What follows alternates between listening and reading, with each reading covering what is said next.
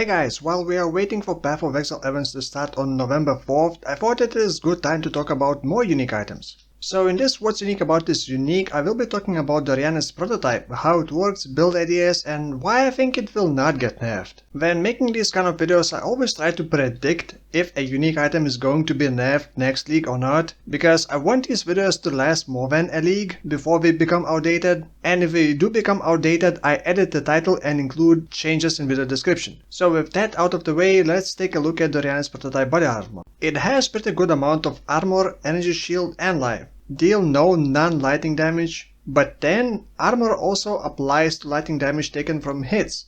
Lighting resistance does not affect your lighting damage taken. And then lastly, nearby enemies have lighting resistance equals to yours.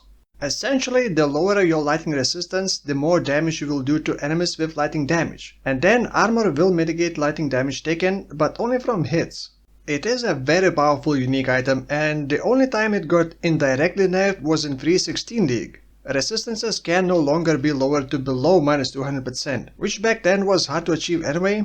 However, this unique has one big drawback that is becoming even more of a problem with each new league. Armor only mitigates lighting damage taken from hits, but it seems each league we are getting more and more damage over time sources on enemies. There are Baron influence maps, then Heist traps, now there are Arch Nemesis Mana Siphoner that do lighting damage over time. And there are more sources of lighting dots, feel free to name them in the comments below. At least Doryani's prototype has a modifier stating that lighting resistance does not affect lighting damage taken, which includes lighting dots. So the game treats you as having 0% lighting resistance. There are a couple ways to build around this drawback. Most obvious is to just build a lot of armor. Although mitigation from armor is calculated a bit differently than resistances, I won't mention it because armor is mystery of life. I'm pretty sure no one remembers how exactly it works without checking wiki at least once a league.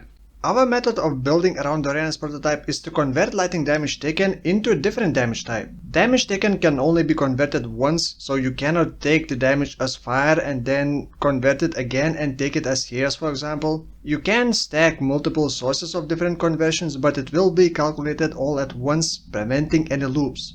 Damage taken as also goes before any other mitigation.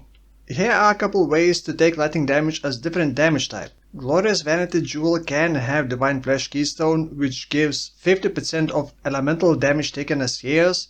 Avian Twins Talismans, there are different variations and it can have lighting damage taken as fire or cold. Eye of the Great Wolf Unique Talisman, Dawnbreaker Shield, which helps even against lighting dots, and I'm sure you can find more ways to take lighting damage as different damage type.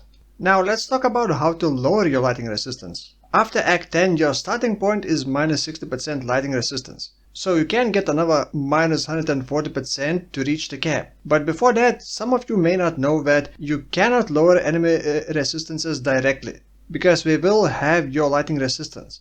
So things like conductivity curse, elemental weakness curse or lighting exposure will not affect enemies. However, you can still have penetration. But keep in mind that it is not very efficient getting penetration on top of massive negative resistances. This is also the main reason why Doryani's prototype is so strong against bosses and all sorts of new Arch Nemesis modifiers. Normally bosses, especially endgame bosses, have less curse effect on them, so curses barely affect them, and lowering endgame bosses' resistances with just curses is pretty inefficient. But you put on this body armor and big bosses suddenly become fragile like glass.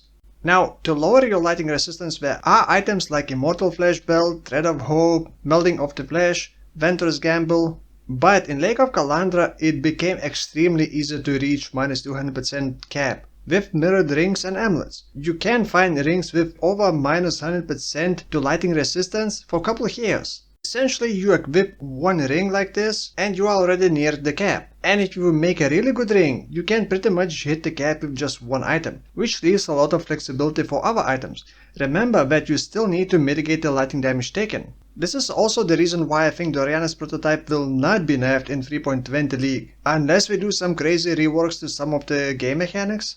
As we now know, Lake of Kalandra will not be going into the core game, So next league it will become harder to get to negative resistance cap once again. So Doryani's prototype, in my opinion, is a good example of powerful unique that also has big drawbacks that keep it from being the most meta thing. If GGG removes some of the lightning dot sources from monsters, then Doryani's prototype would definitely become more meta. But its drawback is very dangerous, and even if you are very tanky but do not have a good way of dealing against lightning dots, you may rip your character in a second. So what do you think about Doryani's prototype? I made couple builds with it in the past, but back then I only needed to worry about Baron's influence maps and Shepherd beams, so it wasn't as dangerous as it is now. I haven't played with it since Arch Nemesis monsters, so let us know in the comments below, how are you dealing with downsides of Doryani's prototype? Thank you for watching, and I will see you in the next one. Bye bye.